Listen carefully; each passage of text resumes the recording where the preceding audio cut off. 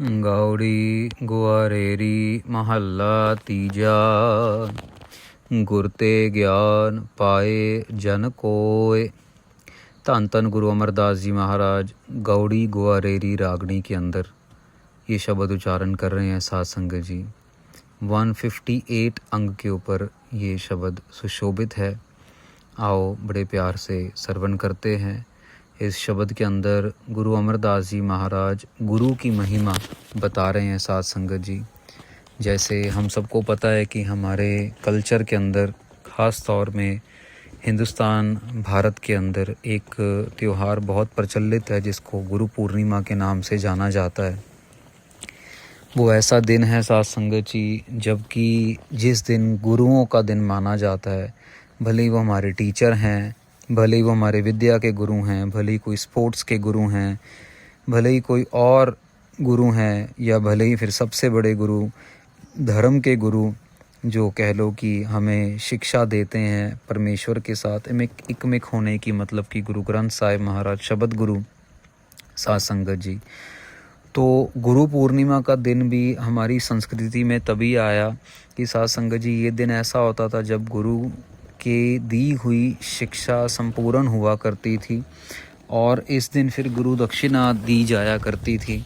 इस दिन फिर गुरु की कह लो कि महिमा होती थी, गुरु की बढ़ियाई होती थी कि मेरे गुरु ने मुझे ये सिखाया, मेरे गुरु ने मुझे ये शिक्षा दी, और फिर उनको तोहफे दिए जाते थे, दक्षिणा दी जाती थी, और गुरु भी अपने चेलों को कृपा करके आगे बढ़ाता था। भले ही वो समझ लो कि अध्यात्म का मार्ग है, भले ही वो दुनियावी मार्ग है, पर अभी ये प्रथा जो है बहुत ज़्यादा प्रचलित नहीं रही। उनकी स्कूल वगैरह आ गए, गोरे आ गए, उन्होंने पढ़ाई लिखाई का ढांचा बदल दिया।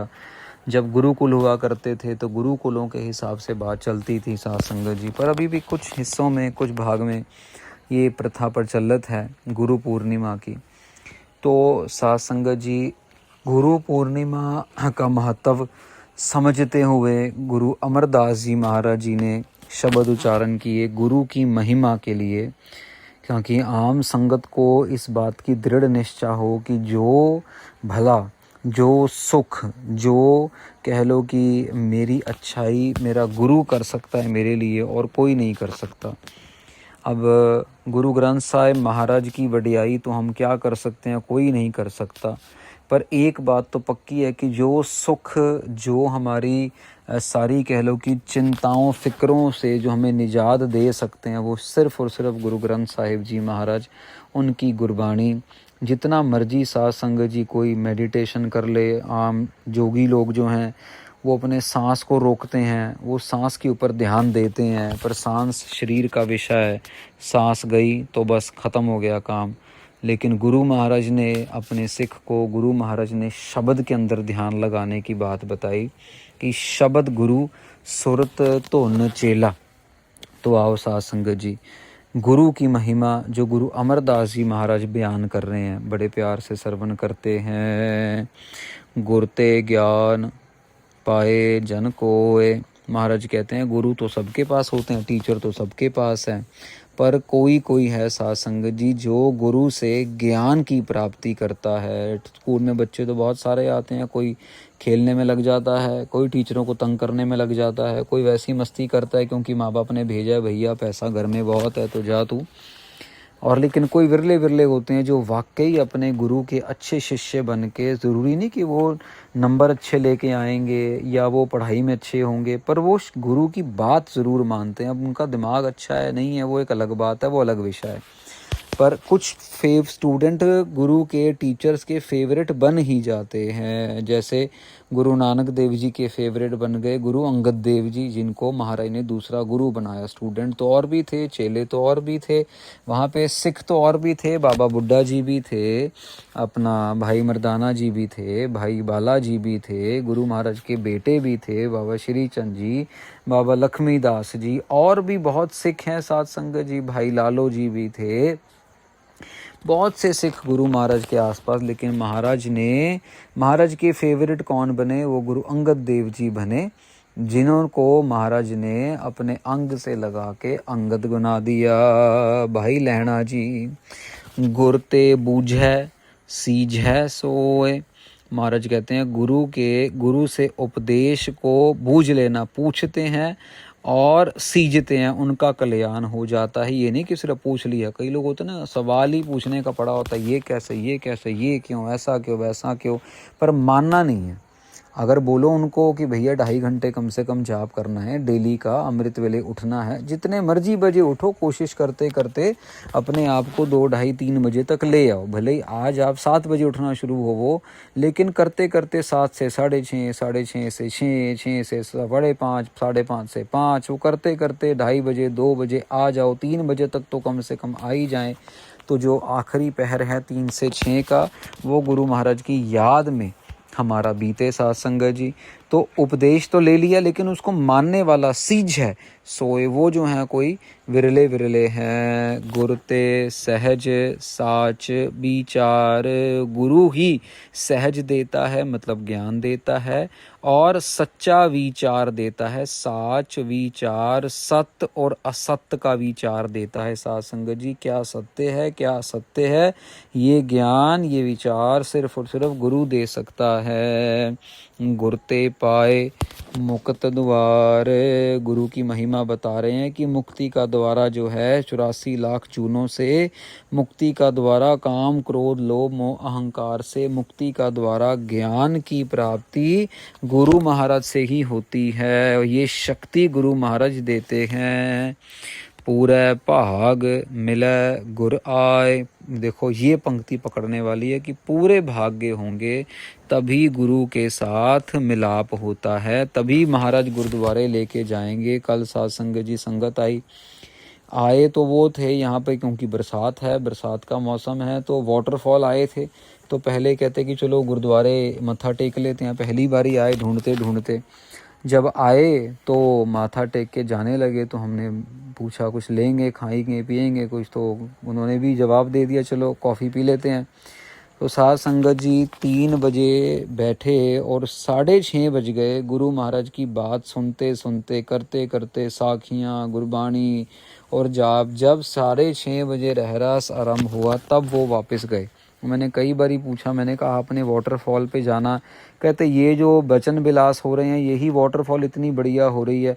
अब ये वो जो ये है पूरे भाग्य, महाराज कह रहे पूरे भाग मिले गुर आए, पूरे भाग्य थे, भाग्य कहीं जागे, छुट्टी का दिन था, तो वहाँ पे वाटरफॉल पे जाके पता नहीं अपने समय को क्या करना था क्या नहीं करना था। महाराज ने कृपा की, पूरे भाग्य खोल दिए और सारा दिन ही अपने चरणों में बिता दिया, सारा दिन ही अपने साथ जोड़ दिया है। साचै सहज साच समाय रहाओ, महाराज कहते हैं सोई जो है वो साचे गुरु के द्वारा, गुरु महाराज सच्चे हैं, साचै सहज साच समाय, महाराज कहते हैं सच्चे गुरु के द्वारा सहज शांति को प्राप्त करके सच में समा गए हैं। रहाओ, अब ये महाराज बात जो अपनी भी बता रहे हैं गुरु अमरदास जी, क्योंकि गुरु अंगद देव जी महाराज की महिमा कर रहे हैं यहाँ पे। गुरु अमरदास जी महाराज के गुरु अंगद देव जी हुए, साथ साथ में शब्द गुरु उच्चारण कर रहे हैं, पर फिजिकल गुरु अंगद देव जी गुरु गद्दी पे विराजमान थे इनसे पहले। तो महाराज ज्ञान दे रहे हैं कि हमारे गुरु ने कृपा करके, सच्चे गुरु जो हैं उन्होंने हमें सच में समा दिया है, अकाल पुरख वाहिगुरु जी में अभेद कर दिया है। रहाओ, विश्राम देते हैं। गुर मिले तृष्णा अगन बुझाए, जो अंदर की तृष्णा की अगन है साथ संगत जी, वो अगन जो है वो गुरु से मिलके ही बुझती है। साथ संगत जी आप सबने शायद साखी सुनी होगी, जब गणेश जी अपनी बंदगी भक्ति कर रहे थे तो वृंदा जी ने जाके बेनती की, बहुत खूबसूरत थे, तो उन्होंने बेनती की भी मेरे साथ शादी करो। मैं छोटे में बता रहा हूँ क्योंकि तकरीबन सबने ये साखी सुनी होगी। तो गणेश जी अपनी भक्ति में लीन थे, कहते भी हमने तो नहीं करनी। तो फिर वृंदा जी को आ गया गुस्सा, तो वृंदा जी ने गणेश जी को एक तरीके से श्राप दे दिया कि तुम्हारी कभी जो है वो शादी होगी नहीं, और कहीं पे ये भी लिखा है कि तुम्हें शादी करनी पड़ेगी, ये तो मतलब तुम ख़त्म हो जाओगे।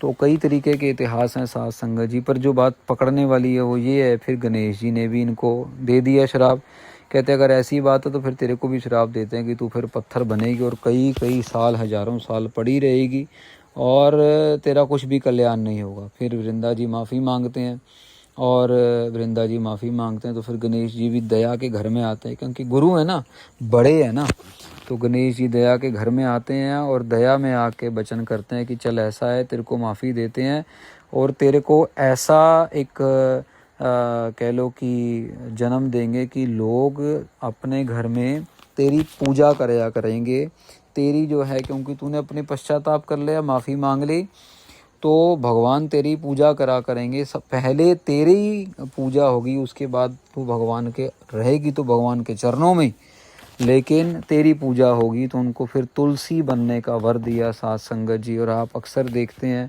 कि गणेश जी को जो है वो तुलसी नहीं चढ़ाई जाती, वो विष्णु जी को राम जी के चरणों में या कृष्ण जी के चरणों में चढ़ाई जाती है, लेकिन गणेश जी के चरणों में तुलसी की माला या तुलसी के पत्ते या तुलसी के जो हैं वो नहीं चढ़ाए जाते। यही कारण है क्योंकि उन्होंने शादी करने से मना कर दिया था।